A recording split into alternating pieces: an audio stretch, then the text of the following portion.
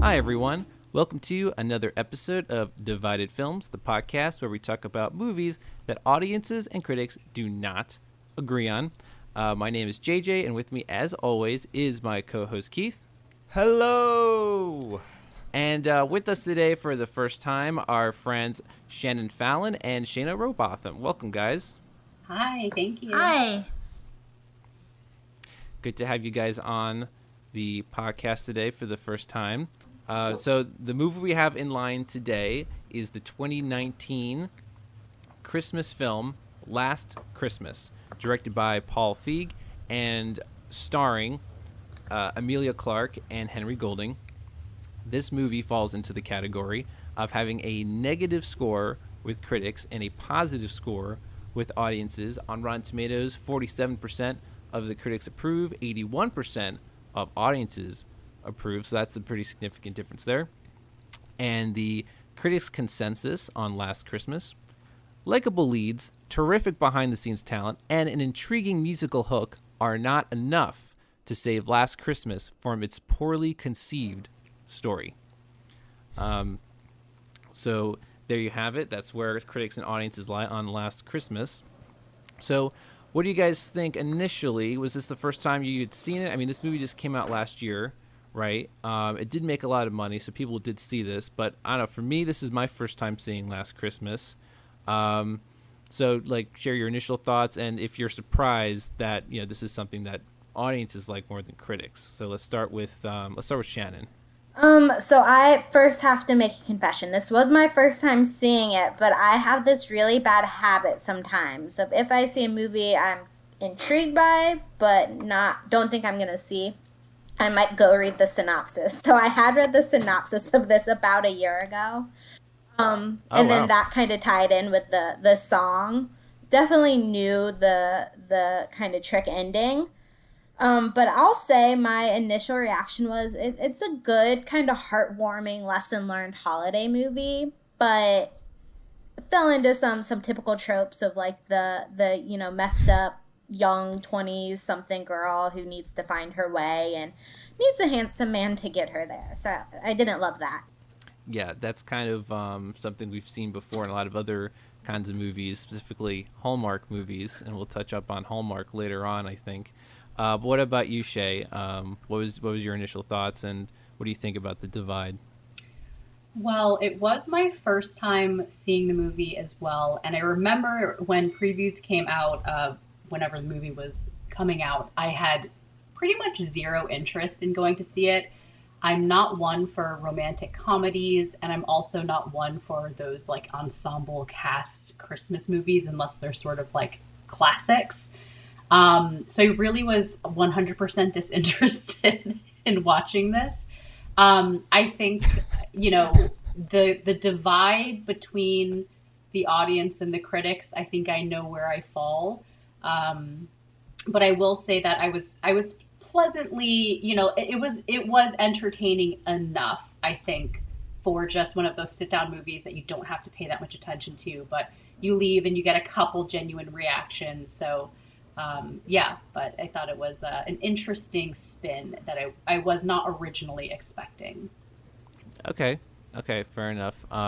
So it's interesting. Shannon kind of went in knowing the twist, and Shay did not. What about you, Keith? What was your reaction to this movie initially?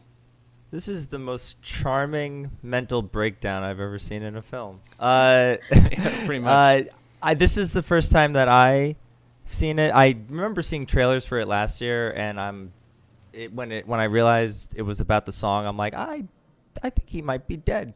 Spoiler, we're gonna go into that, but I kind of saw that coming. I think whether you like or hate this film or however you feel about it, this movie's strange. Can we just all admit that this movie is strange? I think it goes into there's some moments where it goes into charming areas, and then it goes into odd areas. I guess we're all first time watching this movie, and that's the thing. I was trying to think, do I know anyone who's seen this movie before? And I don't think so, despite the fact that it made a lot of money when it came out. I feel like this is not something that maybe appealed to many people in our generation, which is surprising because I think that's what they were going for based on the cast, right? Amelia Clarke, aka Daenerys Targaryen, and then Henry Golding, who a lot of us were introduced to in Crazy Rich Asians, which many of us saw. I think they were definitely trying to market towards us, especially with this like hot mess of a 20-something-year-old girl. But for some reason, it just didn't hit the mark with maybe who they were aiming for. I do have to say, I saw somewhere a spoiler for this movie that, and then spoiler to everyone out there listening, that Henry Golding is like a ghost, essentially. Or I don't know what he is, but he's not real or he's not alive. I did not realize until watching this that, he's like the heart donor, basically, and we'll kind of get into that. But it was very obvious. Like the second that the Kate character is talking about how she had a heart transplant, I'm immediately like, oh, Henry Golding is the donor. Like, that's so obvious. And so this movie has this big twist at the end, but my big issue, among others, is that it's incredibly obvious and predictable that there's a twist and this guy is not real. I mean, number one, no one else is seeing this guy, Tom, right? No one else interacts with him. No one else sees him. He doesn't have a phone, or I mean, he does, but like he can't be contacted. It's something that, like, if they wanted to surprise you, they should have like tried harder. And that's a shame because I think it's an interesting idea that like a Christmas spirit might be the person who donated their organ to you and sacrificed their life to you or something. But at the same time, I'm torn because it's a very literal interpretation of the song "Last Christmas." I gave you my heart, like literally out of my chest and into yours. So I know I have mixed feelings about this movie, but I can definitely see where both audiences and critics are coming from. I wanted to like it. I feel like on paper I should. Actually, kind of interestingly, JJ. So when I watched this, my brother and my sister-in-law were in the room. And I definitely had that moment before they talked about the heart transplant where I was kind of like ruminating on things that were happening. And I was like, much earlier, I asked myself if Tom was real because he kept showing up just out of the blue in the middle of the night, just at the right time. He sort of, casually disappears for days. And honestly, Keith said that it's sort of like this, heartwarming feel for like the fact that she's like a hot mess. But I think that like I partially was like, why is he even interested in her? Because I think that this is the one thing why I don't love this style or genre of movie is that they tend to be just so over the top that they have to make her like a dumpster fire of a mess. Mm-hmm. And so I thought that was kind of interesting because I did have that moment earlier where I was kind of like, is he even real? But at the end, I was talking a little bit about it. I talked briefly with Shannon before today, and she said something about it being on the nose with the song. And I had a moment where I was like, I didn't even put that together with the song because I think that it just fades into the background. You didn't put it together even at the end of the movie and she sang the song? You didn't put it together? I think that like these classic songs are so like you just hear them all the time that you're not actually thinking about the lyrics. And and then later I said that to my brother and he actually was listening to the music the whole time and he was like, this soundtrack is so much better than the movie.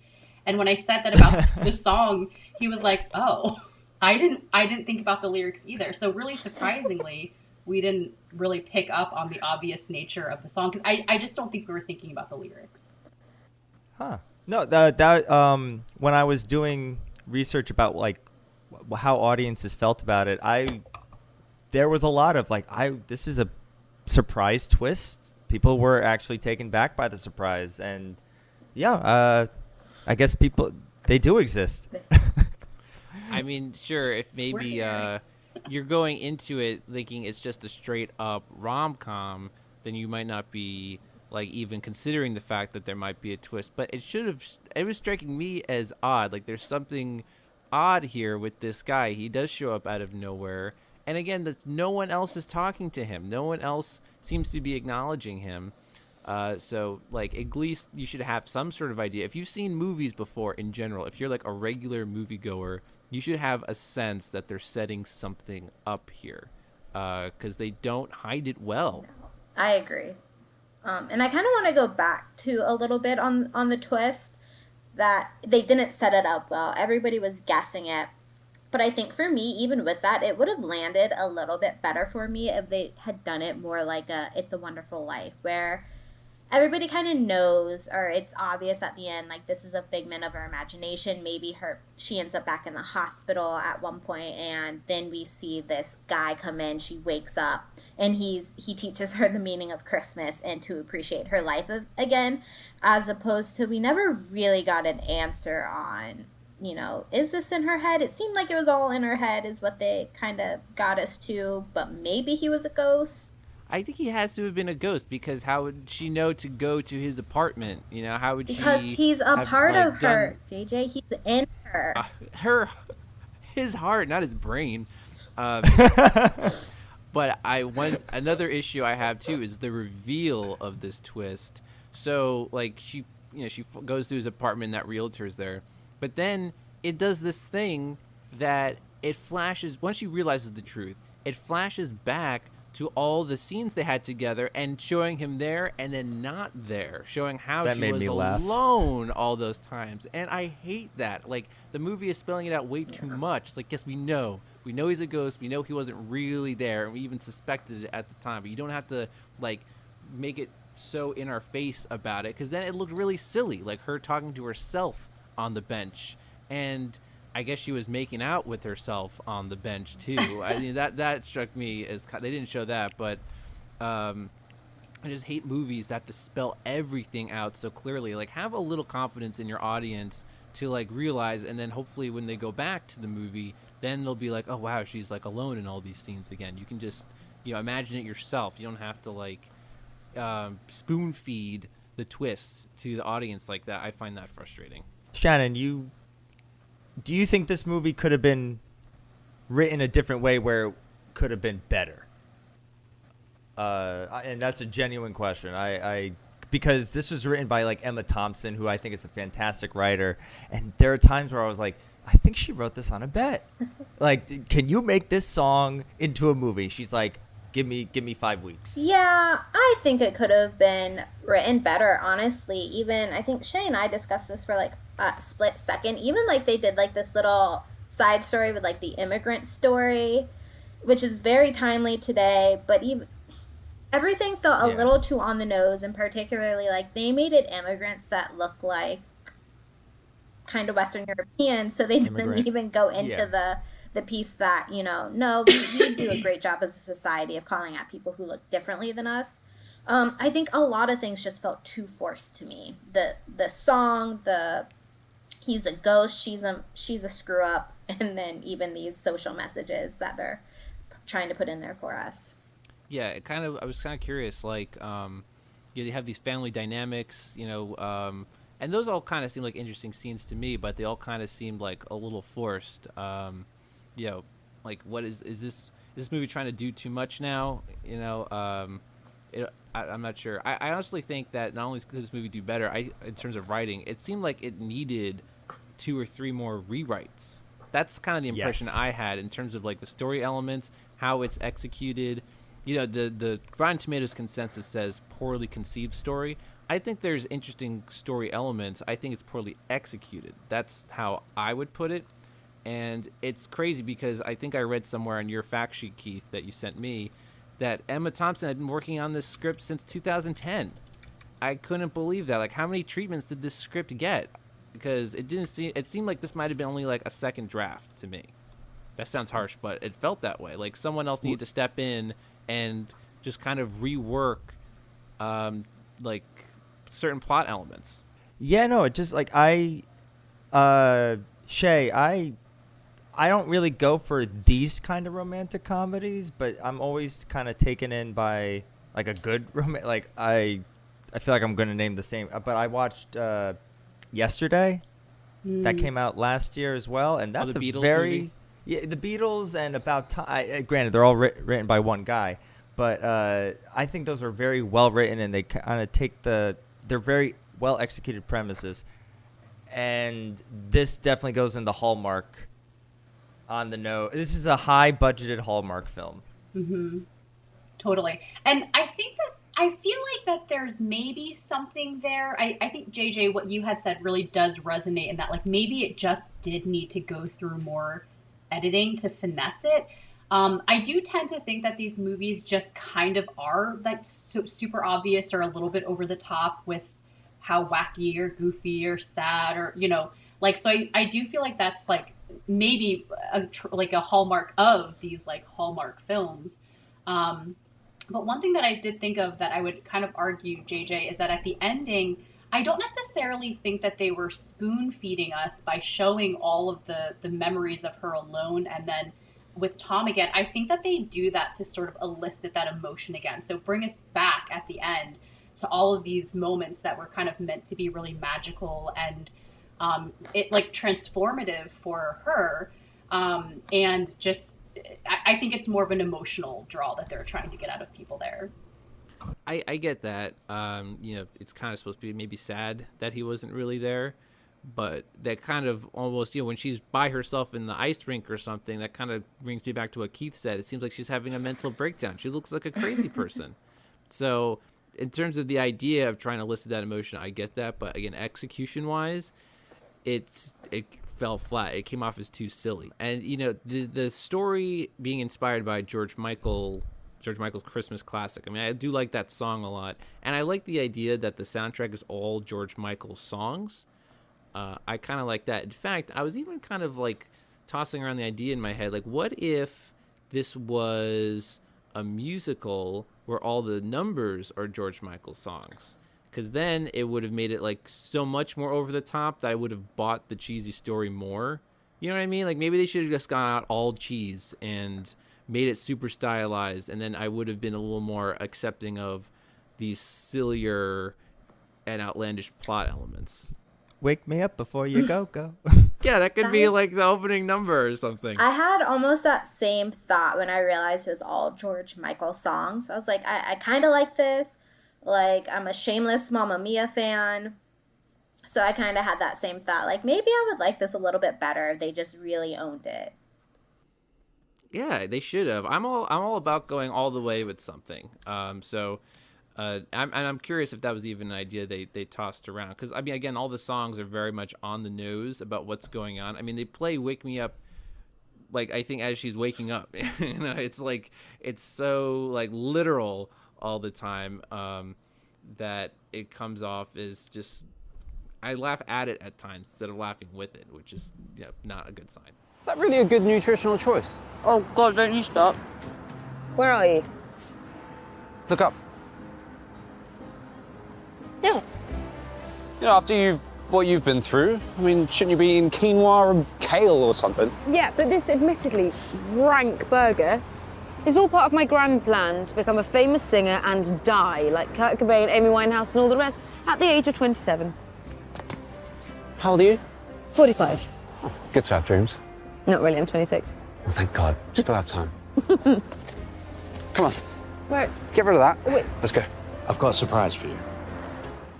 One other thought that I had, just to follow up on this feeling of a lot of the elements being forced, and also over the top, I in general think that Emilia Clarke, I just don't love her acting. It's really interesting because in Game of Thrones, she's just constantly no facial expressions, no emotion, other than anger maybe. And in any other movie that I've seen her in, especially these like romantic dramas or rom-coms, she's over the top expressive, where she's just always like making these little like eyebrow gestures and these faces that just feel like, I'm like, do you is this really how your face is in real life? Because I feel like her facial expressions are over the top too. I'll defend the audience's perspective. I thought Emilia Clarke was kind of the saving grace of this film. I thought she was incredibly charming. I think this is like her strength. Like Daenerys, I don't think she can, excluding Daenerys, and Daenerys is more stoic than actiony, except when she's on a dragon. Like she couldn't really do Sarah Connor. She's not really a Star Wars action person, in my opinion.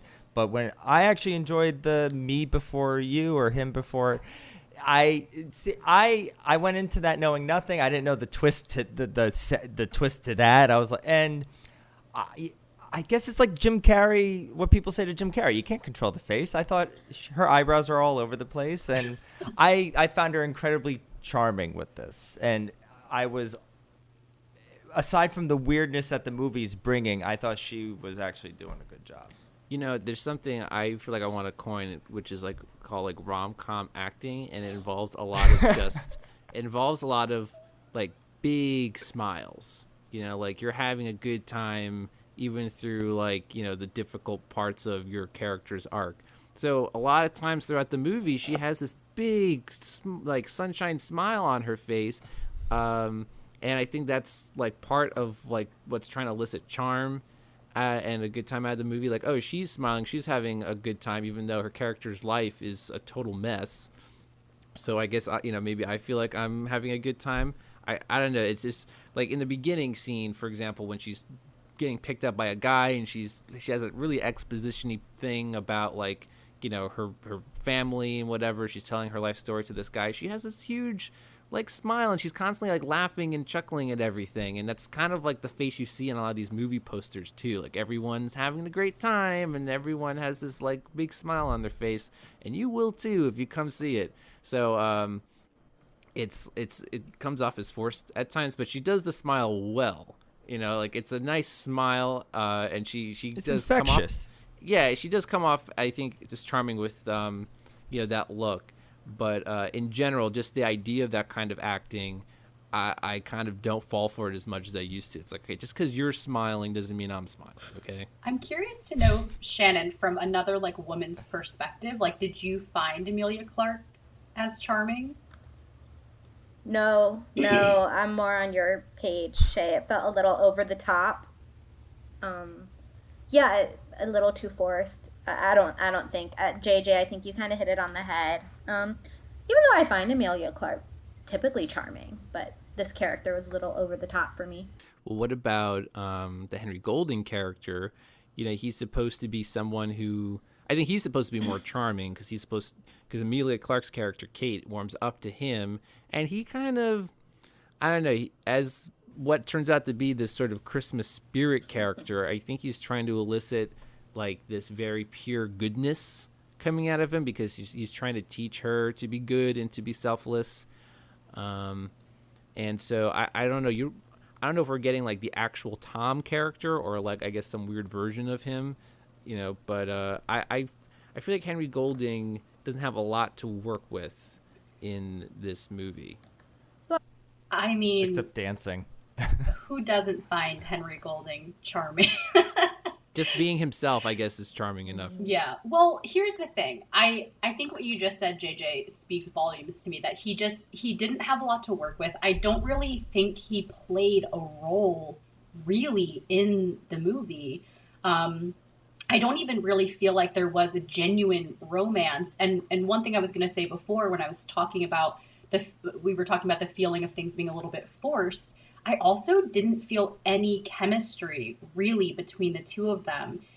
That whole interaction, everything between them felt over the top, where I was kind of like, you know, they're going on, you know, being strangers to going on these really cute romantic dates, but then it still didn't feel like anything developed to me between them.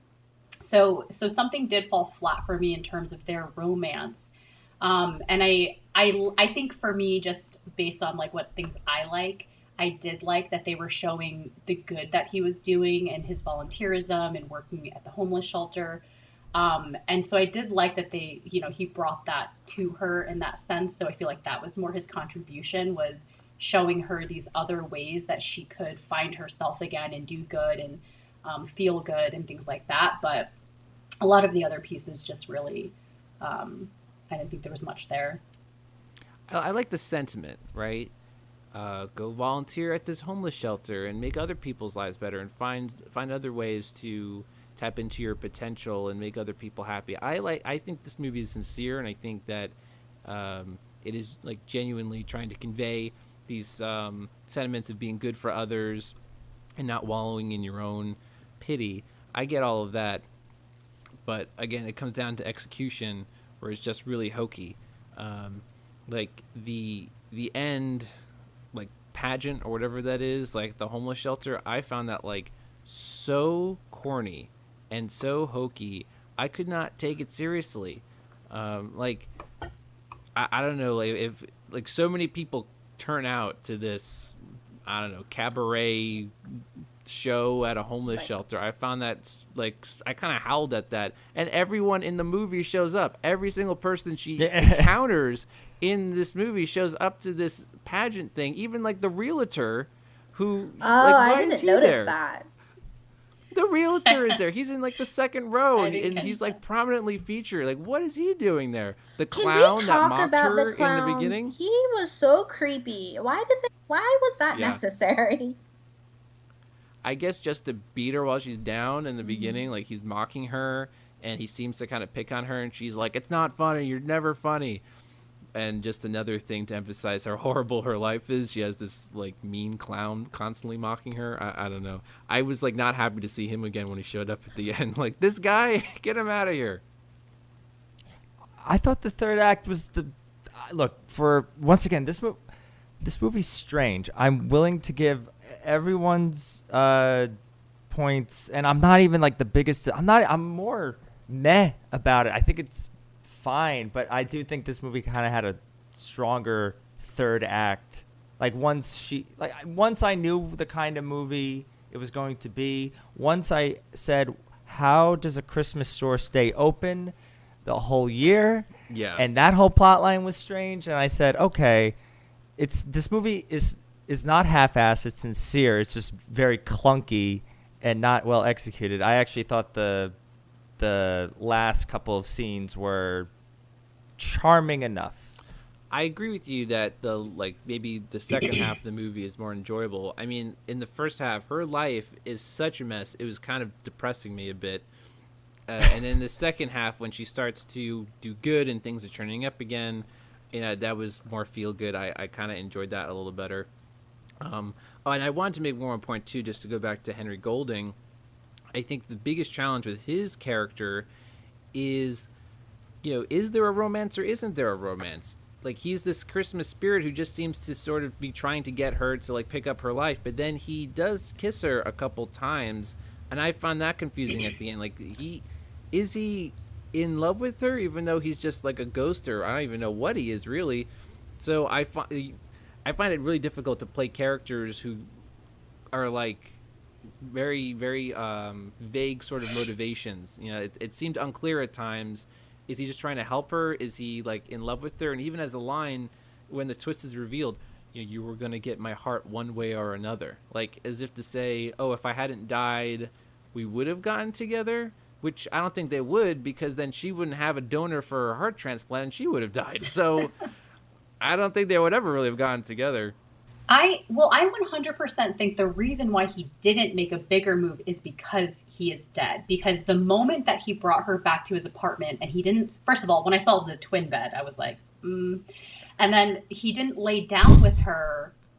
You're like, he's dead. Like, you just, like, there's again, like another indication that he's not real, that he's not there.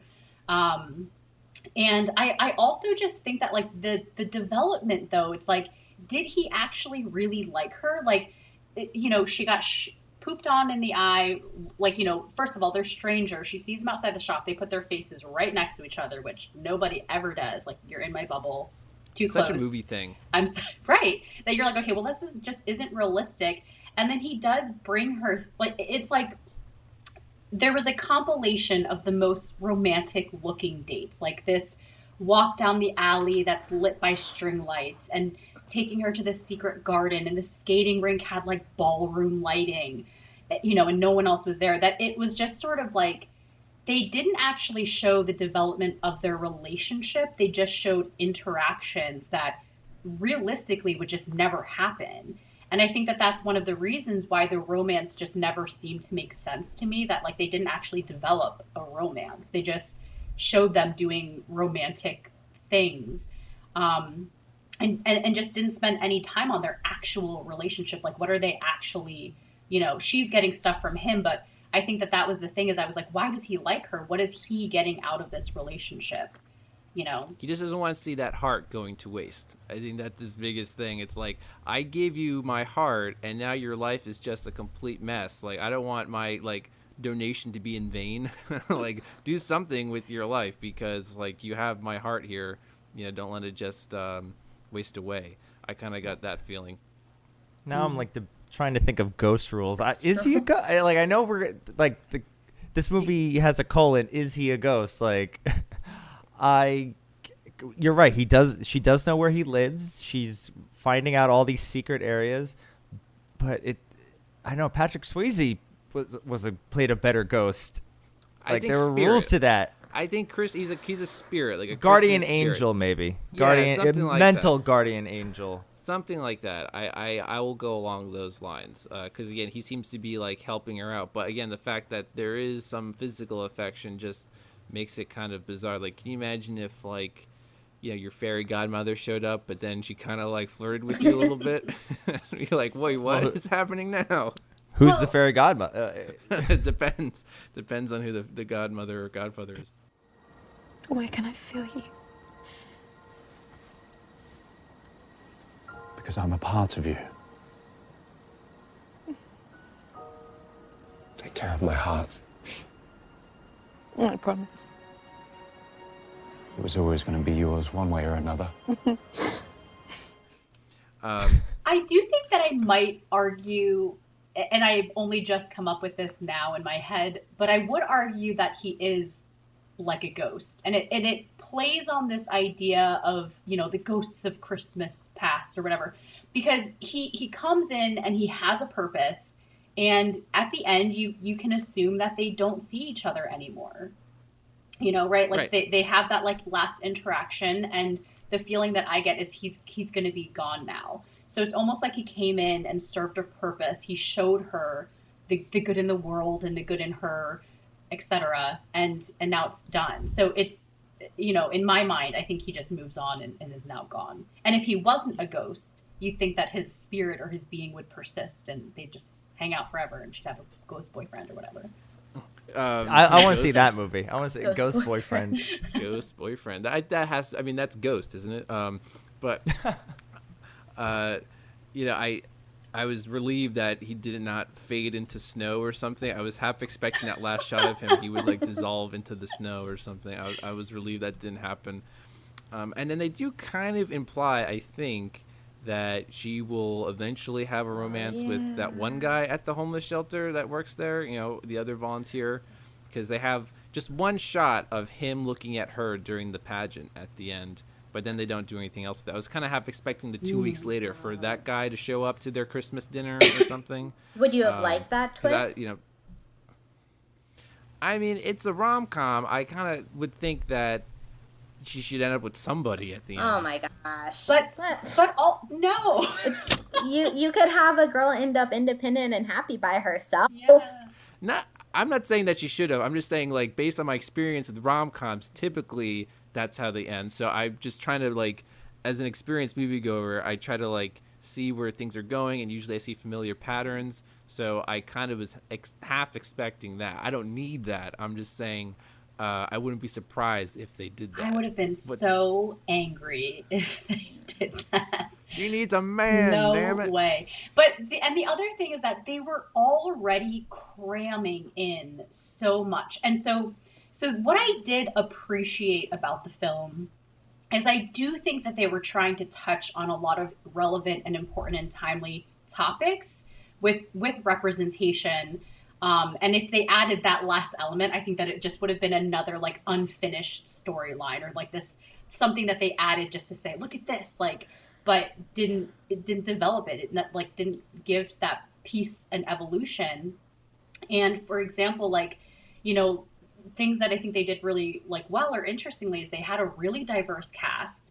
They had amazing representation of interracial relationships, almost too many, that again, that over the top feeling where it's we get it, every single relationship except for one is interracial. but it's again great to see that representation. Representation of disabled people. There were several people in wheelchairs, including Daniel, the one that you're referencing from the shelter. They're immigrants. There was an LGBTQ relationship. So I think that they brought in all of these really great themes that I think are important for us to start seeing. But I do think if they just added like that ending, it probably would have been a little counterproductive to maybe like progressing forward with like showing these things in movies, because it would have fallen into that old formula of like the girl's got to end with the guy. But I also think that it would have just been like one more thing on the Sunday that you're like, this thing's gonna overflow, because there's just too many like unfinished or like loose ends that you're sort of like, cool, I get what you're trying to do, but it's a little bit too much because you're not developing it well enough. That's a very good point. Well, she would have ended up not with the wheelchair guy, the volunteer, the guy with the hat. Yeah, I was about to ask, Shayna, is that what you picked up on? Because is that it was the other guy. No.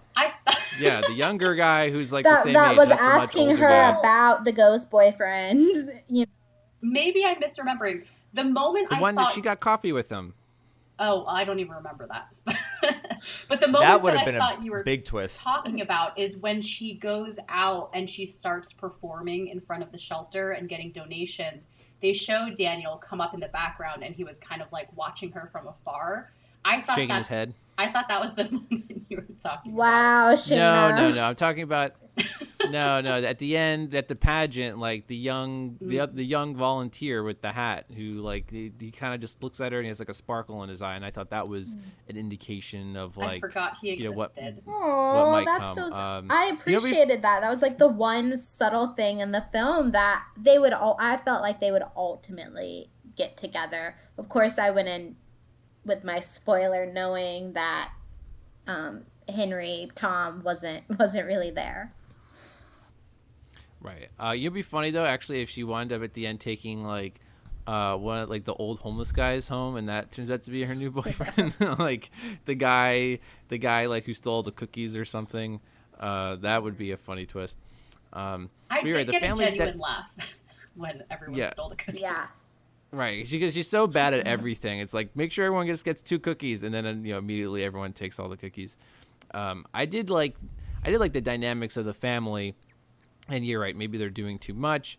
But the one scene where they're all at dinner, and the younger, or I guess she's the older sister, I'm not sure, but the one who's a lawyer, I kind of was appreciating her story, where she was coming from. Like the ignored sister who doesn't get enough attention despite all she does.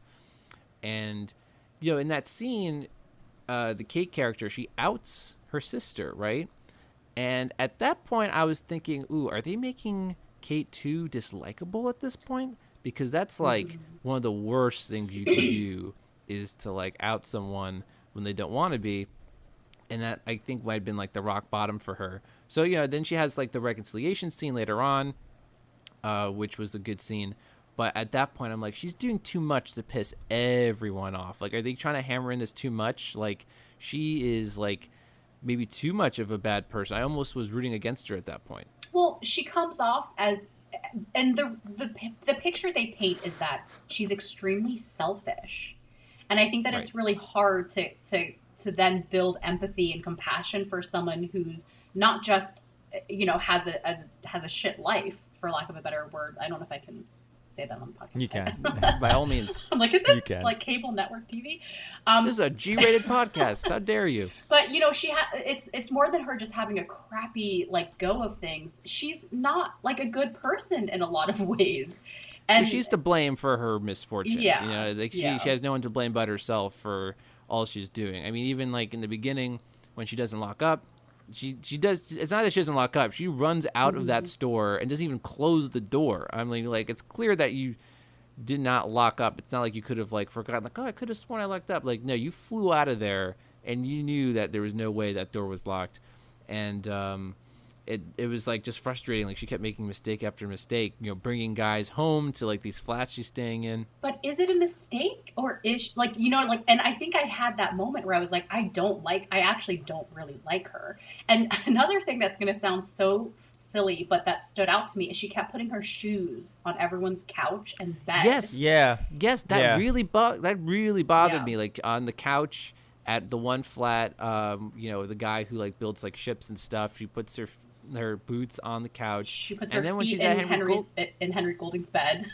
who sleeps with boots on? First of all, that's not even comfortable. But also, like I don't know, I'm not a total neat freak, but just the idea of your boots you're walking around the city in that you're putting on couches and beds, like no, like that's just like a no for me. That bugged the crap out of Do you me. think? Well, and I think they build up that dislike because that's just disrespectful, right? Right. If that's like an intentional way to maybe show how like thoughtless she is, maybe that's a smart way, but it just like that kind of thing just bugs me. Like I live in like a no shoe apartment. You take off your shoes as soon as you get in. Like, putting shoes on a bed, like absolutely not. I would have liked a little bit more on what she was like before she got sick, because the store owner, Santa, touches on it. Like, you were great. You cared before.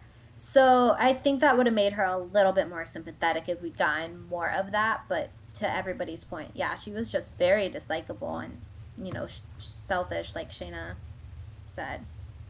Yeah, I like the Santa character, or I forget what she said her actual name is, but she has some really good moments, like the speech about how she had to break her own window to get the insurance. I really like that moment. That's a really good actress. Also, like, I recognized her from Crazy Rich Asians, and I was like curious, like, like they casted two major actors from the same movie before. I was like, is this like the same production company or something? You don't think that whole plot line was granted, great line, great moment, but you don't think that whole plot line was strange?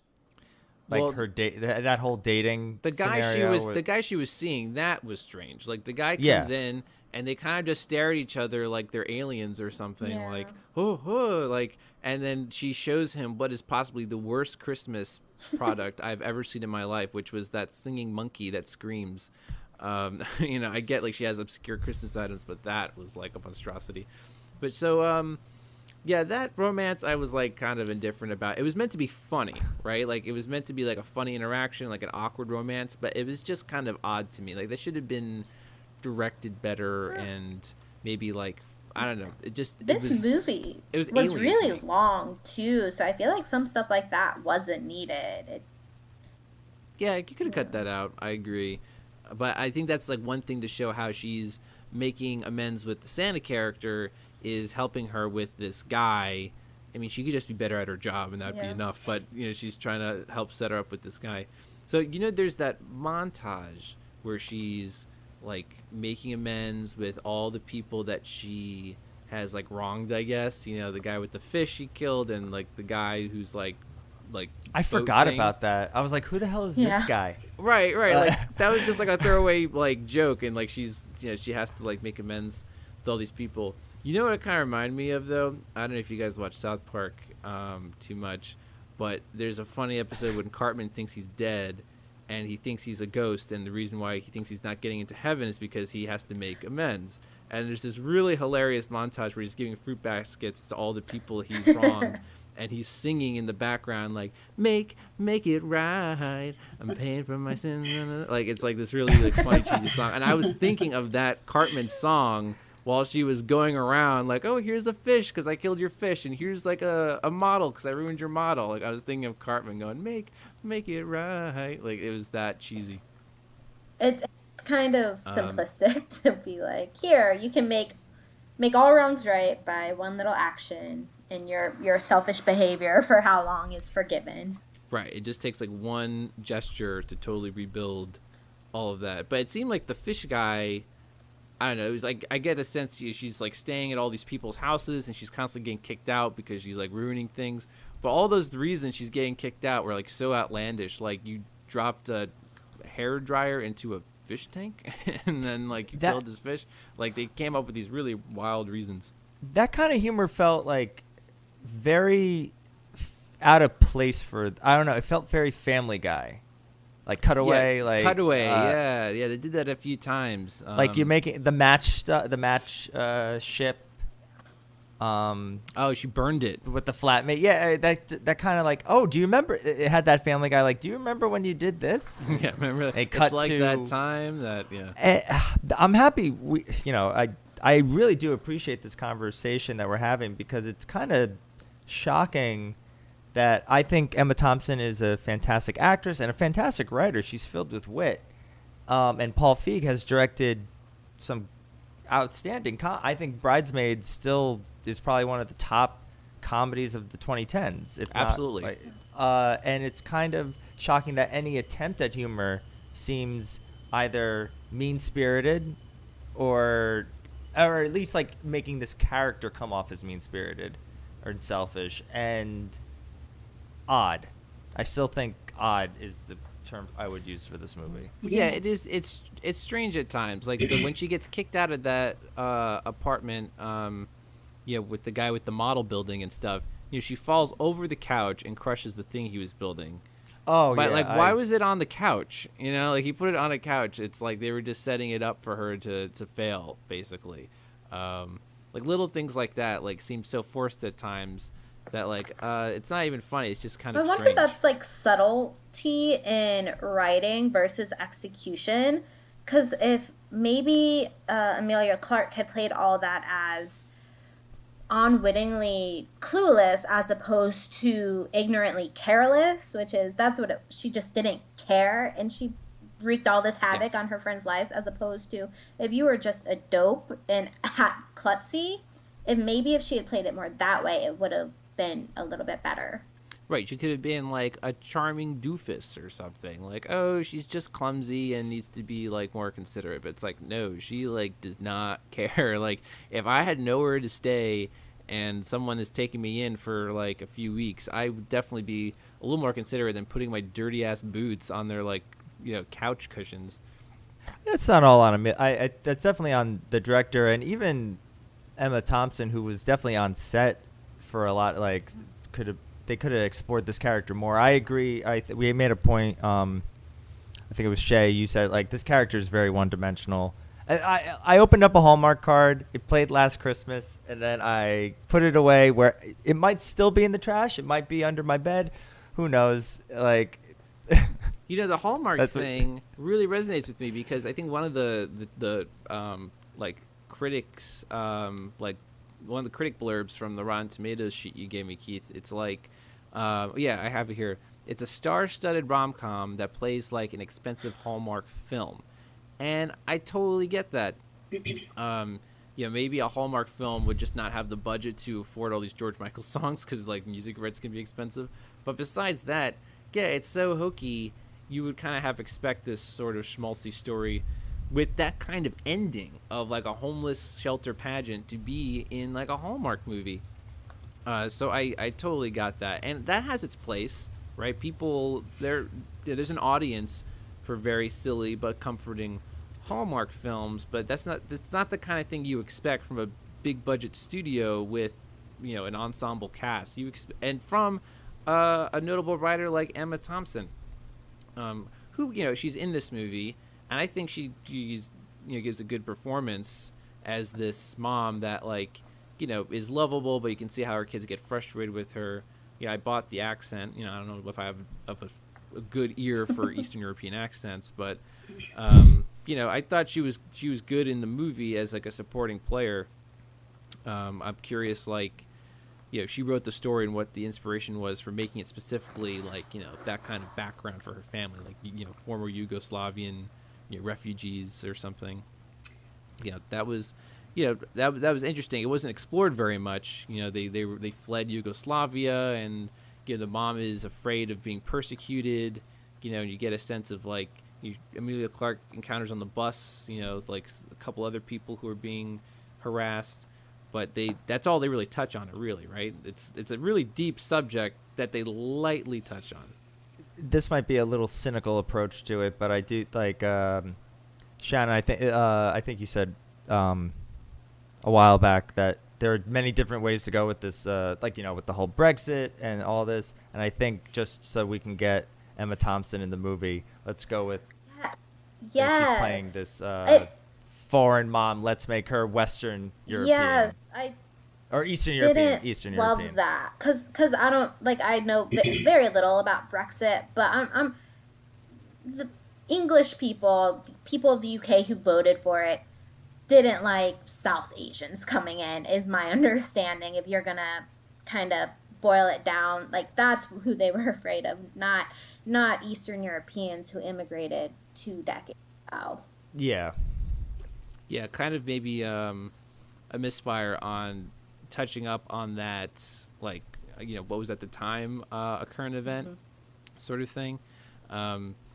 So, yeah, it's like if you really have to know your stuff if you're going to tackle something like that. And in, like, what's ultimately a schmaltzy Christmas movie, not really the kind of place where maybe you should be touching on those issues. Yeah, that's an interesting point, JJ, because of the things that I did appreciate about the film, like, that was kind of one of the components that I walked away saying, like, well, I think I appreciate that they tried. But I really do think that there were a lot of like misfires.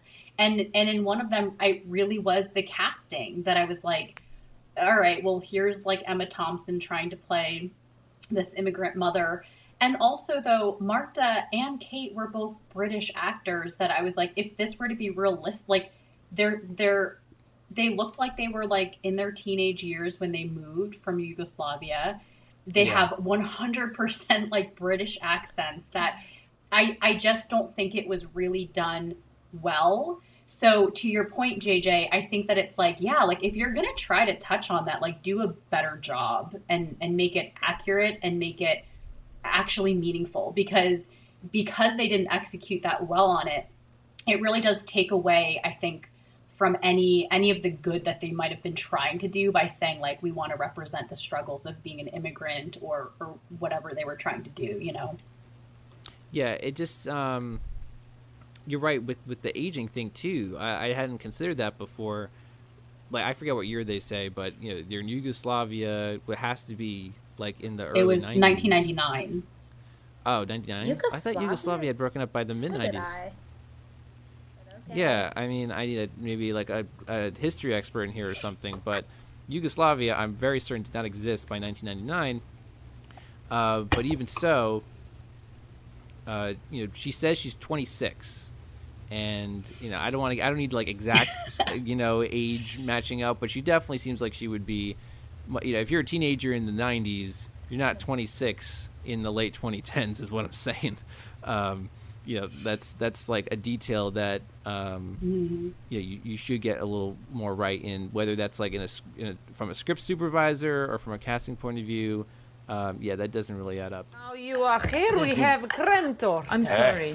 Seriously, Ma, sorry, I'm sorry. It doesn't matter. Well, thanks a lot, Mum. Your favorite. I'm all right, actually.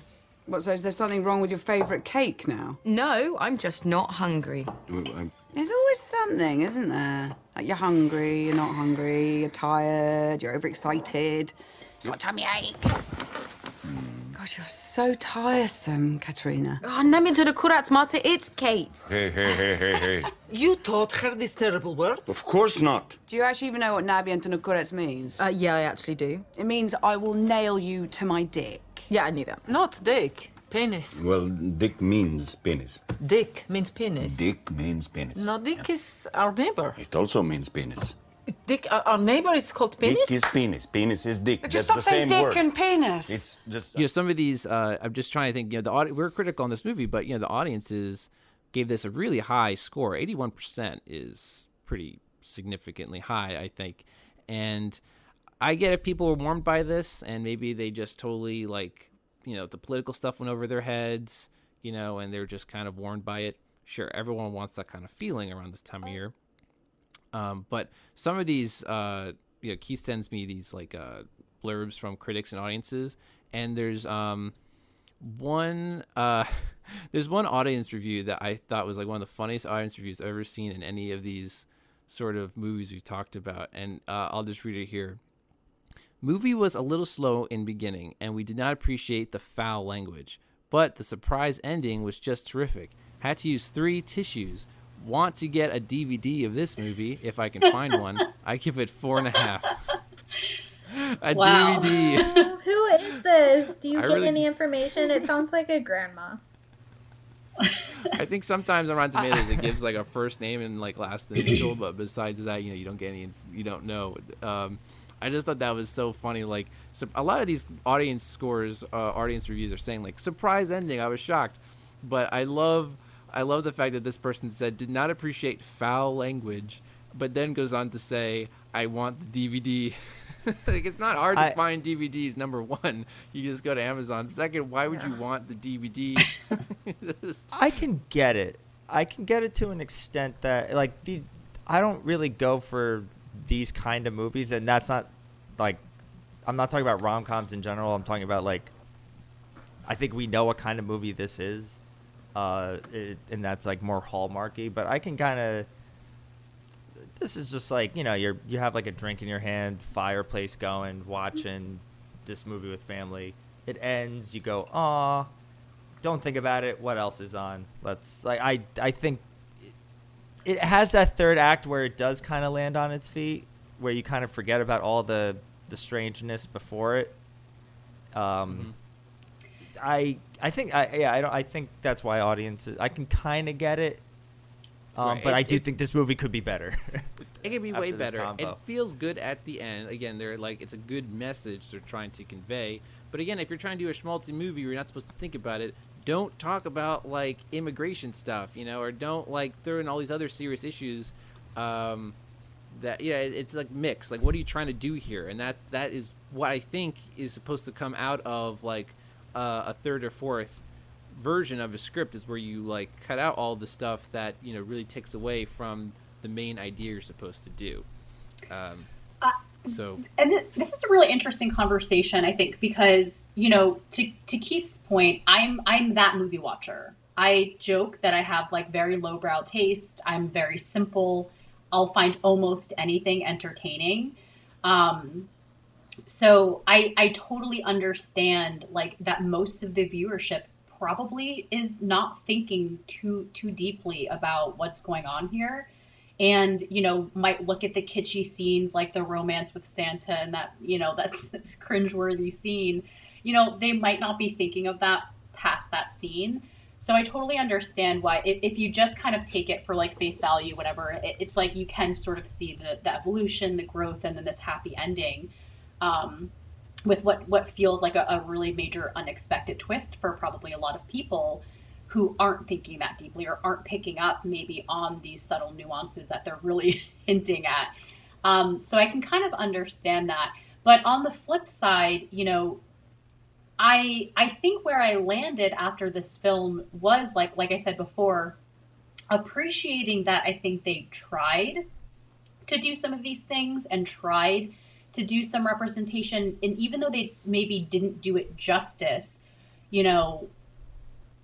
is there something to be said about the progression of film and content and representation that like we need to move in a direction where these things are starting to be normalized, and the intention here is maybe what is notable, that they did try to touch on these things. They didn't have the opportunity or time to really delve into any one thing. So I think I'm kind of weighing those two things where it's like, is it better that they tried and kind of set a bar for saying like these things need to be talked about in maybe any genre, or did they do a disservice to the film itself and to these issues by not being able to spend enough time? And I think I kind of fall on the side of, well, like we do need to see representation, like we do need to see these types of things. And those were the things that stood out to me that actually made me like the movie a little bit more, because I liked what they were trying to do more so than liking the film itself. Shay, is it more of sorry, is it more of a percentage for you instead of just like one way? Is it more like, oh, I feel 70-30 about this, or 60-40, if that makes sense? Like what the movie's trying to do, and what it doesn't do for you? Or is it just like is it just two ends of the spectrum? Well, I think when I was thinking about the movie after having seen it, my feeling was pretty like I didn't like the movie itself, but because they tried to do these things and it still elicited a bit of an emotional reaction for me at the end. even though I suspected very early on that Tom wasn't real, and I even actually, very proud of myself, predicted that the bench in the park was his memorial bench. Yeah. He So always sat over the plate, right? So that's why you didn't see it. right. So, even though I knew all of those things, like, it's still, I was a little sappy at the end where I was like, oh, like, just seeing the scene and the emotion that they were able to build. So I really did have some genuine reactions that I think when the movie ended, I was like, maybe it's a net positive. Like, I think it was fine. Like, I won't, like, pursue watching this movie again. I won't necessarily, like, recommend it. But I think that if I had to say, did I enjoy it? It's like, sure. I like what they were trying to do. I agree that I think the effort and the intention were both like commendable, right?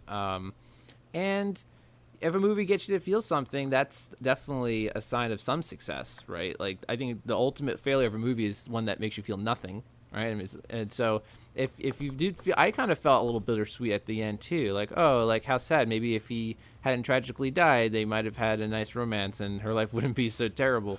But I kind of like, with all those things in mind, I do kind of like give the movie at times the benefit of the doubt. I think just the frustration is just how much better it could have been. We could have had maybe a much more interesting take on this Christmas genre and this rom-com genre. I have one last question, which I think will help me determine my score. Does this movie, for all of you, give you, or does this movie have any or give you the holiday spirit? Does it get you into the holiday spirit? Yeah, I kind of was getting a bit. This is my first Christmas film I'm watching this year. Yes. I usually like to wait till after Thanksgiving. Personally, I'm not going to give crap to people who go right after Halloween. That's them. But I like to wait. But I kind of was, especially with like the Christmas store. I kind of as a schmaltzy thing, and that's a very Hallmark thing, like an all year round Christmas store.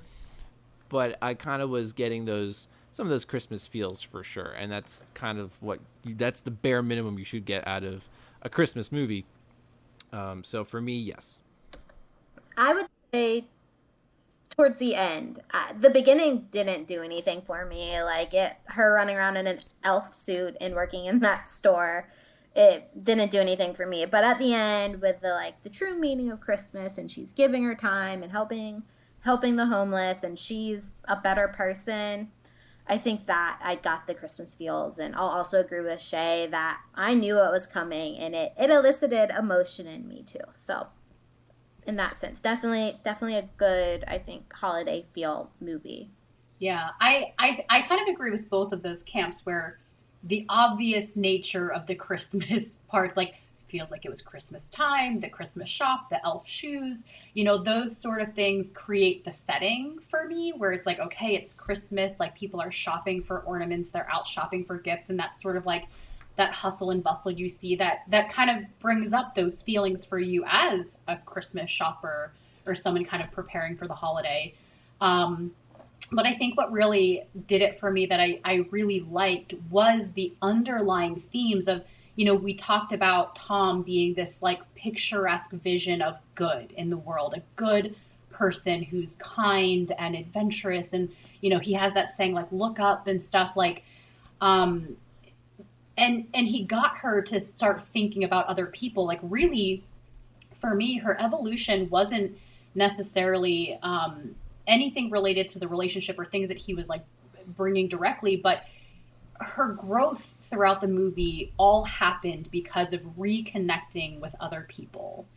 And I think that that's sort of the Christmas feeling for me that makes you feel good, that says, remember to give back. And remember to like open your heart and make these connections. And so I think that underlying theme of doing good and giving back and stretching yourself and challenging yourself, that sort of like really tied the rest of those really obvious Christmas themes together for me, I think. So I did definitely walk away feeling like it was a Christmas movie and is that kind of feel good Christmas movie. Yeah, that kind of comes back to what I'm saying. Like, I think this movie's good intentions. It's a good-natured movie, and I always like to see that. And also, like, it is like an original story. Rom-com tropes, and all that kind of stuff. But for the most part, it's not based on anything, right? It's not A song. A song, but you know what I mean. Like, it's Yeah. it's an originally conceived story written originally for film, and that is like something that's harder and harder to come by these days. So on that note alone, I always give like that a movie points for that, just originality and a straight to script original story. And one other thing, I think Shannon, you mentioned the elf costume. She's running around the elf costume throughout the first half. I was getting a little like exhausted by how much crap she was getting for that elf costume. Everywhere she went, all those audition people were always like, "Huh, she come from the North Pole?" Like, it's like, all right, like stop beating this girl while she's down. Like, we get it. I just want to say this one thing. We are so lucky to be alive. Here, here. We are so lucky to be able to help each other in little ways and in big ways. The reason we are lucky is because helping each other is, in fact, what makes us happy. That's all. Give us a song, Kate! A song? I think I've got one up my sleeve. Last Christmas, I gave you my heart, but the very next day, gave it away. So, I think we've reached the part of the conversation where we can now give our final thoughts and final scores, percentages for Last Christmas. So, let's start with Shannon. What would your final thought and final score be for this Last And Christmas a score on what scale? Percentage? Like a percentage score. 1 to 100. Or 0 to 100. In case I need that How 0. harsh you want to be. So I think my final thoughts are it's not my favorite Christmas movie. It's not my favorite movie. It's not groundbreaking, but it elicited emotion in me. The second half, I think, was much better. Or to Keith's point, the third act, I think, was really good. Great, for what it is, a Christmas movie. So for that reason, as a general movie, I would probably give it a 50%. For a Christmas movie, I'd give it a 60%. Okay. We do average our scores at the end, Let's go so with if you had to give 55. Okay. That's fair. I think last time we talked about a Christmas movie last year, it was Home Alone 2, and our guest then also gave it like a Christmas bump. Like, as a movie, it's one thing, but as a Christmas movie, it's, Yeah. it's something else. So that's it. It's kind of like these holiday films are like their own beast in a way. What about you, Shay? It's a movie that I'll never see again, but like I said, really did appreciate what they were trying to do, despite it really not being the best of executions. My categorization is more of like a Christmas movie and like maybe what they're trying to do category, where I'm like, teetering between those two, where I'm inclined to give it a higher score because of the intention, the positive intention behind what they were trying to do. So I'd say a 65. Okay, we're teetering around because, the 60% or higher is fresh, right? And below that's rotten. So we're teetering around that threshold there. So this will come down the wire, I predict. So Keith, share your final thoughts and score. Shannon, you stole my my exact. You took the words right out of my mouth, like literally. Just even the summing up. Like, this isn't my favorite movie, but it does. I think JJ, like you, this was my first Christmas movie, and it's like an appetizer movie. It's a movie you watch before the Christmas movie. It's a movie you watch when you're having cheese and appetizers before the meal of Christmas Vacation or Home Alone 2. Any other 11 months out of the year, this is a 50. But like with our last Christmas movie last year, we do give it a Christmas bump, and it during Christmas it is a 60. Okay. This will probably be like a just barely passing kind of movie. I think where a lot of us are in consensus here. The intention and the Christmas spirit of it all is what it ultimately saves it. And you know what? I think, Shay, you touched on this before, but the representation, there's something to say about this. I mean, we're seeing like more diverse leads in rom-coms, right? Like Henry Golding seems to be becoming like a regular lead in rom-coms. He's very good. He is. Obviously he's very good looking, but I think he's also a very good actor. He is charming, and and I also kind of appreciate the fact that now in this movie, they don't even draw attention to his ethnicity. He just is the lead. He happens to be like an Asian lead, but he's just the lead. You know what I mean? And it's just a matter of, it's just a fact now. It's like that's a way of normalizing it, basically. So I appreciate that and hope to see that in more films, and I think we will be getting that. Just one last kind of note for that. But ultimately, I think I would give it a 64. So I think we're going to be giving it like a just barely fresh, which I think works. It is watchable, maybe not rewatchable, but it's watchable, and you feel something. You don't feel nothing. So what is our average score there, Keith? Our average score is you're right, 61. Wow. Just under the wire. Yeah. Yeah, it just barely passes. And it feels like that, right? It feels like a movie that like, it just slides, it just barely passes, right? So I think that's appropriate. So that means that on Last Christmas, we are officially siding with the audience. So, nice way to go out. This is our last episode of our season. Besides our bonus we got to be episode. on the season finale. Yeah, that's correct. I feel so honored. Thank you guys. Yeah. This was a great discussion. Yeah. Thank you guys for coming on.